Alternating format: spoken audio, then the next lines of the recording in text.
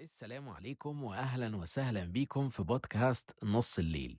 معاكم حسام علي وأنا الهوست للبودكاست الجميل ده. وفي البودكاست ده بنتكلم فيه عن مواضيع ومواقف مختلفة ممكن نكون بنمر بيها في شغلنا، مع صحابنا أو في البيت. وهتلاقوا حاجات كتير أوي مشتركة ما بيننا لما نتكلم في الحاجات دي في كل حلقة. وللعلم يعني الكلام ده من وجهة نظري الشخصية، مش كلام علمي خالص على الإطلاق. فيلا بينا نشوف حلقة النهاردة هنتكلم فيها عن إيه. أهلا أهلا يا حبايب، إزيكم عاملين إيه؟ كويسين؟ الحمد لله. أيا يكن إيه أخباركم فالحمد لله. أنا برضو الحمد لله بخير وكويس. يعني مبدئيا عذرا على إني ما نزلتش حلقة يوم السبت اللي فات، بس كنت في وعكة صحية ما كده في الفترة دي قبلها ويوم السبت وبعدها بشوية، وبالتالي أجّلت تسجيل وأجّلت كل حاجة للسبت اللي وراه. قُلت بلاش إن أنا أصارع الزمن وأصارع الوقت و وأهتم بصحّتي شوية يعني وأسيب كل حاجة كده تاخُد مجراها. ف فيعني الحمد لله سِبت كل حاجة خدت وقتها ومشيت بشكل هادي وما اتضايقتش، لإنها في العادي إن أنا هاتضايق وهابقى باصارع الوقت وعايز الحاجة تطلع في وقتها وعايز الحاجة زي ما أنا قُلت ومش عارف إيه، ده حلو وكل حاجة، بس باحاول أعالج نَفْسي كده من حتّة إن أنا ما ما أبقاش باضغط على نَفْسي وباstress على نَفْسي في حاجات كده معيّنة يعني. فالحمد لله أنا بقيت بخير والدنيا بقت ألطف الحمد لله بكتير، وده خلّاني إنّي آجي النهارده حابب أتكلّم معاكم في الحلقة التالتة من بودكاست نُص الليل عن حاجة مهمة جدًا ألا وهي الصحة. الصحة بكل ما تحمله الكلمة من معنى. يعني إيه؟ يعني صحتك الشخصية وصحة الناس اللي حواليك وصحة يعني الصحة العامة كده كلّها، وهي متعلقة شوية بحتّة النضافة برضه، يعني في حتّة متعلقة شوية بحتّة النضافة اللي اتكلّمنا عنها في الحلقة اللي فاتت. بس يعني كنا المفروض هنتكلّم عن حاجة تانية في حلقة النهارده وكنت مجهّز لها أفكار كده في دماغي وحاجات كان نِفْسي إن أنا أتكلّم معاكم فيها، بس لقيت إن ما فيش يعني أحسن من إن أنا أتكلّم عن الصحة، بما إنّي مرّيت بحاجة يعني وعكة صحيةً ما، فليه ما أتكلّمش معاكم عن الصحة.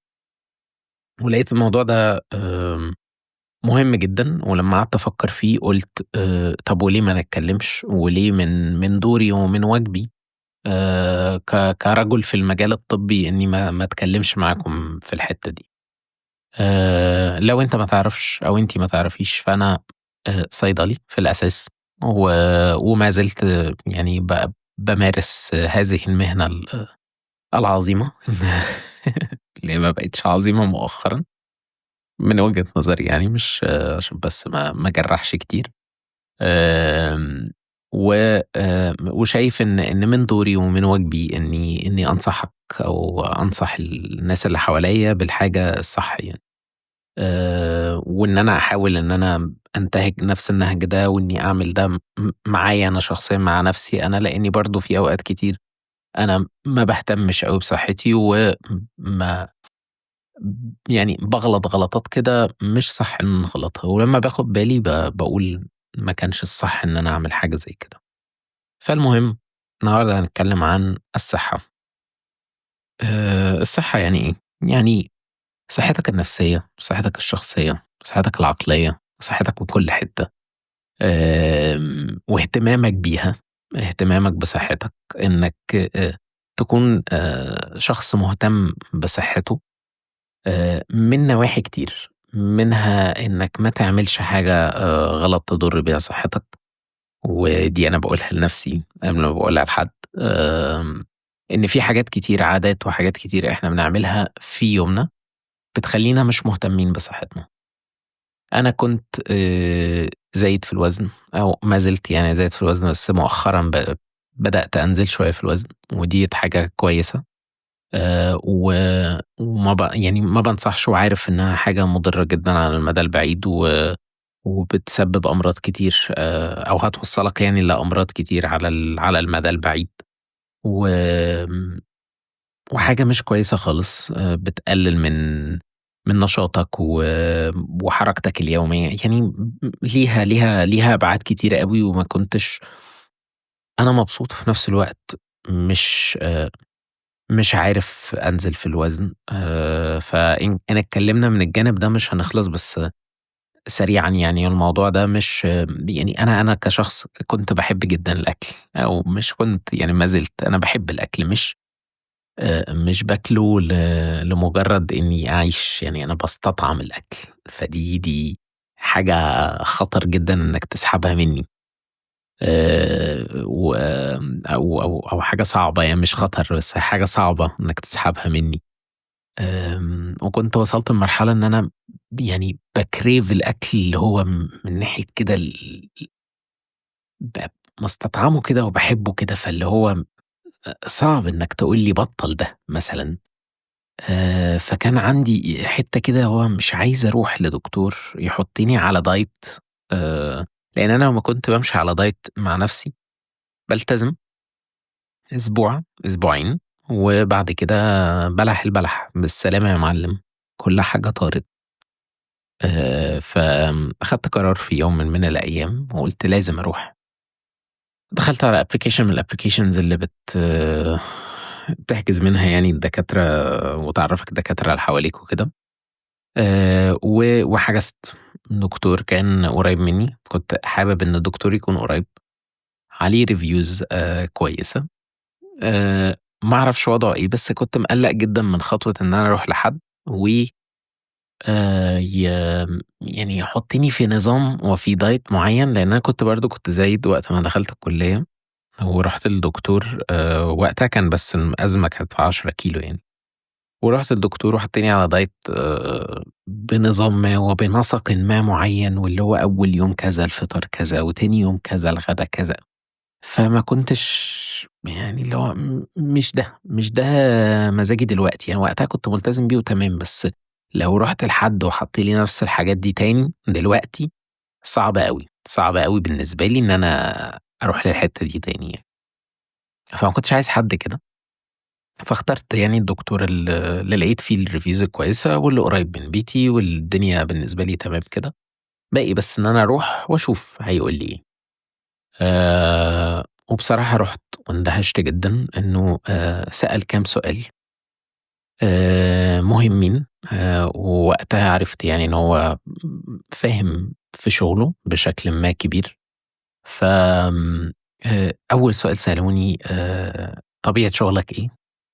آآ يعني أيامك إيه في الشغل، بتنزل ساعات إيه، شيفتات إيه، عارف إن أنا صيدلي طبيعة شغلك إيه، شغال فين، بتنزل إيه، ومش عارف إيه، كل الكلام ده، عشان يشوف أنا سيستمي إيه في الحياة، يعني بانام إمتى، باصحى إمتى، نومي عامل إزاي، كده كل الكلام ده.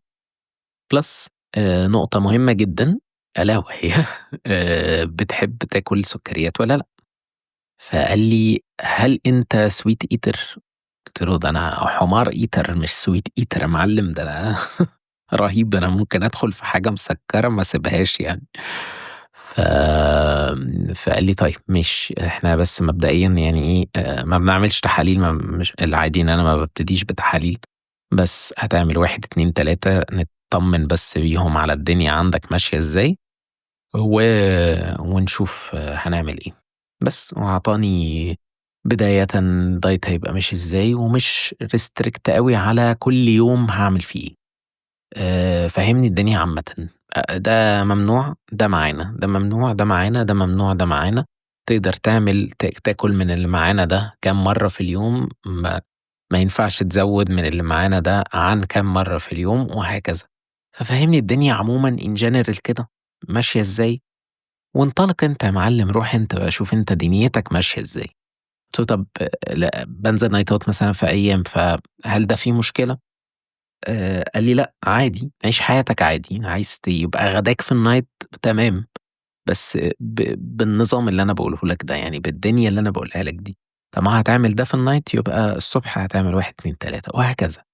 فالدنيا كانت لطيفة جدًا، وحسيت الموضوع بالنسبة لي مريح، وابتديت أمشي فيه واحدة بواحدة، ولقيت الدنيا لطيفة جدًا، فاتبسطت. أنا كحسام اتبسطت. أسبوع عدّى، في أسبوع، في أسبوع، لقيت نفسي بانزل ومرتاح والدنيا أحلى، فحسيت الموضوع أريح بكتير وأبسط والحياة جميلة، وإن أنا مش ممنوع أوي من حاجة، ولو لخبطت في حاجة كان يقول لي يعني لو حسيت نفسك رايح ناحية حاجة روح، بس تعالَ قُل لي إنك عملت كذا، كذا، كذا. فده كان مريحني برضه شوية، مش محسسني إن أنا مضغوط أوي، ومش محسسني إن أنا لازم أعمل كذا، كذا، كذا. فالدنيا كانت لطيفة. بشكل كبير الدنيا كانت بالنسبة لي مريحة جدًا. فالحمد لله عملت ده وابتديت أنزل ولسه في النُص يعني يعتبر يعني 70%، 65% كده ولسه باكمّل يعني، فربنا يكرم دعواتكم كده. وعمومًا الحياة بقت ألطف وأحسن. بقيت حاسس إن أنا تركيزي بقى أحسن، لإن الdiet بتاعك اللي هو نظامك الغذائي بيترتب عليه حاجات كتير أوي في حياتك. يعني لو حطيت اليه دي فضلت أضغط عليها في الكيبورد وأنا باكتب لك، هتلاقيها كتير أوي، يعني بيترتب فعلًا عليها حاجات كتيرة أوي. نومك، آمم، يعني بُص، حاجات كتير أوي أنت بتعملها في العادي ما تعرفش إن ده بيترتب عليه حاجات كتير أوي تانية في حياتك. الهدف الأساسي من الموضوع إنك تركّز في ده، إنك تبقى عارف إيه اللي داخل جسمك، جسمك بيستفيد منه إزاي، ده مفيد والّا مش مفيد. آمم وتحط يعني زي مكيالين كده، استفادة قصاد عدم استفادة. لو الاستفادة أكتر فتمام روح، لو عدم الاستفادة أكتر لإن في حاجات كتير أوي إحنا بناخدها أو بنعملها في حياتنا فيها استفادة وفيها عدم استفادة. لو الاستفادة أكتر في حاجة روح لها، لو عدم الاستفادة أكتر في حاجة ما تروحلهاش. بس، فالموضوع سهل وبسيط يعني. في الحياة عمومًا يعني باحس إن كصحة الإنسان المفروض إن هو يكون واخد باله منها التدخين، ال عادات كتير كده بنعملها في يومنا يعني مش صح. وده تذكرة ليّا قبل ليكم يعني. الحمد لله أنا مش مدخن وربنا يعافينا ويعافي الجميع. بس التدخين ده من أسوأ وأنيل الحاجات اللي في الدنيا يعني. لإنه مش بيأثّر على صحتك بس، هو بيأثّر على اللي حواليك كمان. والتدخين السلبي ده اللي هو اللي أنت بتاخد آآ يعني دخان من نَفَس حد تاني جنبك، ده أسوأ من إنّك أنت شخصيًا تدخّن. ومش معنى كلامي ده إنّي باقول لك روح دخّن أحسن لك خالص، لأ، بس انصح اللي بيدخّن جنبك إنه ما يدخّنش جنبك. لو هو ناوي يضُر نَفْسه فيضُر نَفْسه، دي حريته الشخصية، عايز يعمل اللي هو عايز يعمله فيها يبقى براحته. بس ما يعني ما لوش عندك غير النصيحة وإنه ما يضركش. اتفضل ضُر نَفْسك بس بعيد عني، ما تجيش جنبي من الآخر يعني. آمم ليها كلام فيما بعد، دي ممكن نتكلّم فيها لإن دي بتؤزمني نفسيًا كده وعاملة لي أزمة كده في حتةٍ ما يعني، هنبقى نتكلّم فيها باستفاضة فيما بعد يعني. آمم وللأسف يعني من الحاجات اللي باحسّها إنها ناس كتير أوي ما بتاخدش بالها منها، هي صحّتها، يعني صحّتها نَفْسها، أو إنه بيكابر على حساب أو مش على حساب، ظنًا منّه إنه لمّا يكابر إنه كده بقى راجل أو بقى قوي أو بقى قادر يتحمّل أو يدخّلها من حتّة دينية أو. ده يعني باحسّه حتّة غباء كبيرة أوي، أوي، أوي. أي حد بيعملها في نَفْسه، أي حد ممكن يعمل ده في نَفْسه. إنّك تتجاهل حاجة عندك ظنًا منّك إنّك لمّا تعدّي ده أو تتجاهله إنّك كده قوي أو إنّك كده جامد جدًا أو إنّك مرّيت بده بالتجاهل أو. ده حتّة غبية للأسف الشديد. يعني لو أنت بتعمل ده وبتسمع الكلمتين دول فتعرف إنّك كده بتتغابى على نَفْسك وعلى حاجة ربنا مدّيها لك أمانة مفروض إنّك ترجّعها تاني، ألا وهو جسدك يعني. فما تعملش ده، يعني ما تبقاش بتكابر في حاجة تخُص صحتك، لإني لو أنت بتكابر في حاجة تخُص صحتك، مين اللي هيحافظ لك على صحتك غيرك؟ زي دايمًا كده الخناقة المطوّلة اللي بادخل فيها مع ناس كتير، يعني بيقعدوا يتكلموا عن الناس اللي بتعدّي الشارع وما بتعدّيش من إشارات أو ما بتعدّيش من أنفاق أو ما بتعدّيش من على كباري مُشاة.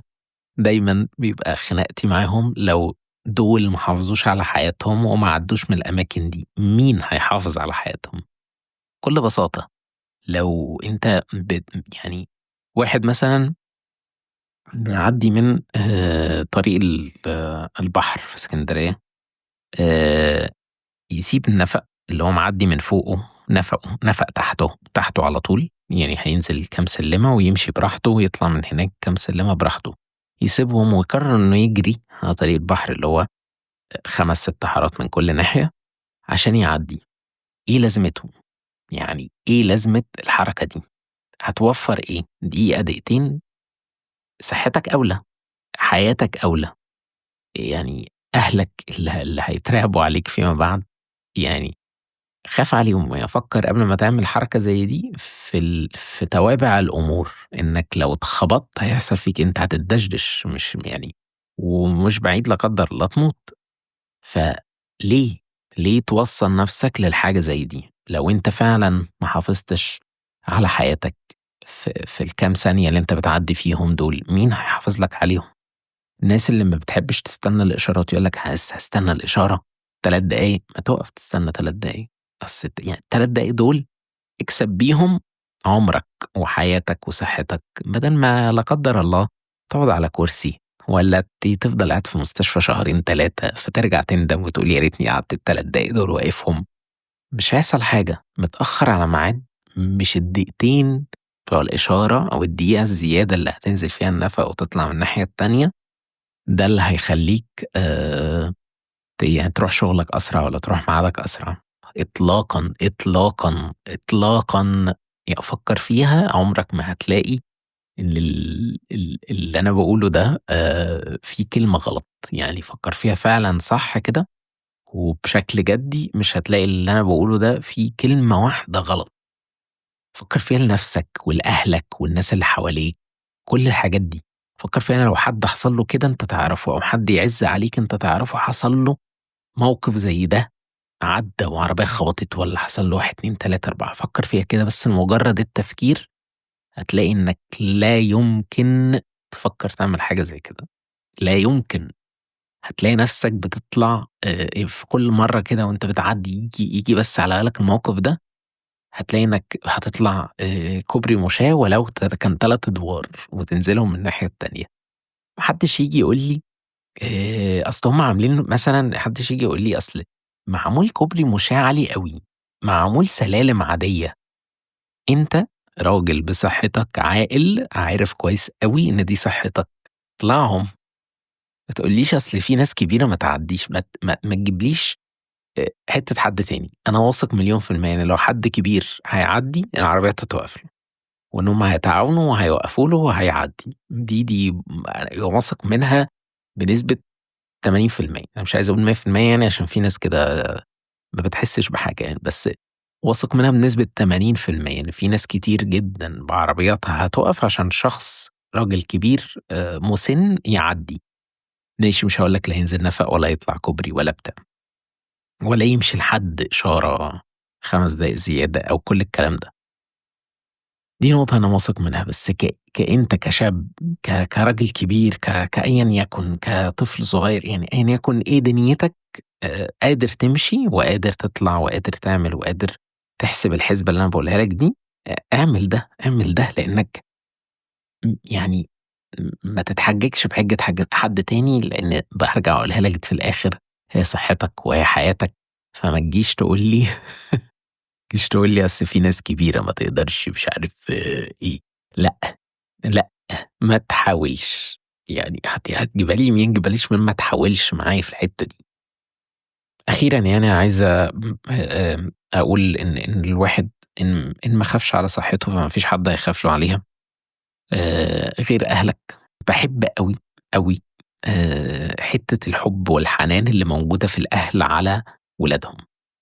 أنتم عارفين الفترة ديّة الدنيا بقت في الدوا أسعار بتزيد، أو بتزيد بشكل مش يعني بوتيرة سريعة أوي، زي أي حاجة بتزيد بنفس الوتيرة، بس هي في حتّة الدوا خصوصًا أنا باشوفها من الناس عشان باتعامل في ده يوميًا، وباتعامل في تغيير الأسعار وباتخض أنا اللي باتخض أول واحد لمّا بالاقي السعر جاي في مثلًا في طلبية جديدة أو حاجة متغيّر، باتخض أنا الخضة الأولى دي، وبالتالي أنت بتشوف ده برضه لمّا حد بييجي يعني. بس هاقول لكم مثال كده بسيط، لو حد جاي بياخد دوا لابنه، فبيفضّل الأغلى، ظنًا منه إن ده اللي هيحسّن الدنيا شوية، في حين إنه لو بيشتري حاجة دي لنفسه هيفضّل إن هو ياخد الأرخص، لإنه مش فارق معاه صحته هو أوي قد ما فارق معاه ابنه أو بنته، ودي حاجة باحسّها حاجة كده جميلة أوي، يعني اللي هو نابعة من حُبّهم وحنانهم على ولادهم. دي يعني ما فيش حد هيحافظ على حياتهم قدّهم حاليًا يعني الفترة ديّة لو هو طفل مثلًا عنده 6، 7 سنين، فهو مش مُدرك قيمة الصحة وقيمة الحياة وقيمة الحاجات دي كلّها، فاللي هيدرك ده هو أهله، باباه أو مامته، فيش حد هيحافظ عليها قدّهم، والعكس إن لو هو اللي بيشتري لنفسه فبيدّخر الجزء اللي هو الفرق ده لابنه أو بنته فيما بعد لو لا قدّر الله حصل حاجة، ودي حاجة حلوة أوي. وبالاقيها بقى بالعكس برضه، لو ابن بيشتري لوالده أو والدته حاجة بيحب إن هو يجيب الأعلى أو الأحسن أو. ودي باحسّها اللي هو الله! كده يعني أنت نَفْسك أنا نَفْسي باعمل ده، ما يعني مش هاقول لأ، مش هانكره، وأكيد والدي ووالدتي في وقت من الأوقات عملوا الكلام ده، بس لمّا بتحصل قدّامك بقى وأنت ما كنتش مُدرك ده، فبتحس بحلاوتها أوي، تحس إن هو الله! في ناس فعلًا يعني ممكن تعمل ده، يدّخر من فرق الفلوس على صحته هو علشان صحة حد تاني تهمه.